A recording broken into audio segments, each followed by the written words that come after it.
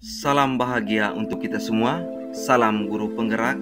Saya Evans Mikael Nanggus Magu SPD, calon guru penggerak angkatan 10 dari SMP 1 Atap Patumingan, Kabupaten Manggarai Timur, akan memaparkan kesimpulan dan refleksi pemikiran Ki Hajar Dewantara pada modul 1.1, yaitu koneksi antar materi. Pendidikan dan pengajaran tidaklah sama. Pengajaran adalah bagian dari pendidikan. Menurut Ki Hajar Dewantara, pengajaran adalah proses pendidikan dalam memberi ilmu untuk kecakapan hidup anak secara lahir dan batin. Sedangkan pendidikan pada hakikatnya adalah menuntun atau memberi tuntunan terhadap segala kekuatan kodrat yang dimiliki anak agar ia mencapai keselamatan dan kebahagiaan yang setinggi-tingginya, baik sebagai manusia maupun sebagai anggota masyarakat. Pendidikan menciptakan ruang bagi murid untuk bertumbuh secara utuh agar mampu memuliakan dirinya dan orang lain serta menjadi mandiri. Refleksi yang pertama, apa yang Anda percaya tentang murid dan pembelajaran di kelas sebelum Anda mempelajari modul 1.1? Sebelum mempelajari modul 1.1 tentang pemikiran Ki Hajar Dewantara, pembelajaran yang saya lakukan hanya sebatas transfer materi pelajaran.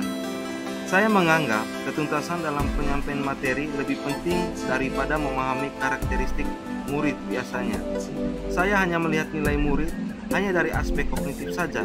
Misalnya, saat mereka mengerjakan soal berupa tugas atau ulangan harian, jika nilai murid sudah mencapai KKM, dinyatakan bahwa pembelajaran sudah berhasil.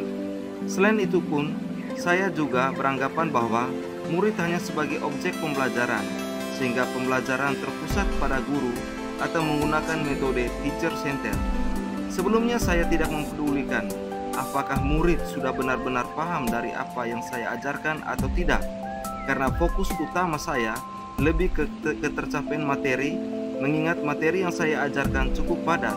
Yang semesternya saya pun hanya meminta siswa untuk menghafal materi yang saya ajarkan tanpa memikirkan bagaimana cara agar materi tersebut dapat dipahami dengan sepenuhnya, sehingga saya pun sering merasa gagal dan mengeluh jika banyak murid yang tidak tuntas setelah melakukan evaluasi. Refleksi yang kedua, apa yang berubah dari pemikiran atau perilaku Anda setelah mempelajari modul ini? Namun, setelah saya mempelajari modul 1.1 tentang pemikiran Ki Hajar Dewantara, saya menyadari bahwa apa yang saya pikirkan dan saya lakukan selama ini tidak tepat.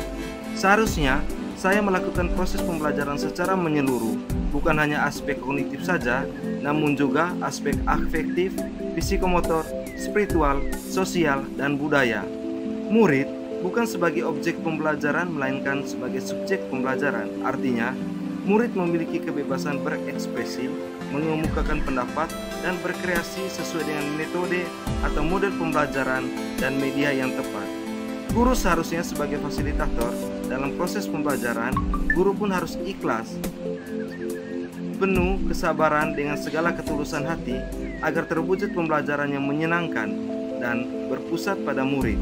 Selain itu, saya harus mempelajari karakteristik si murid, karena setiap anak dilahirkan unik dengan kelebihan dan kekurangannya masing-masing.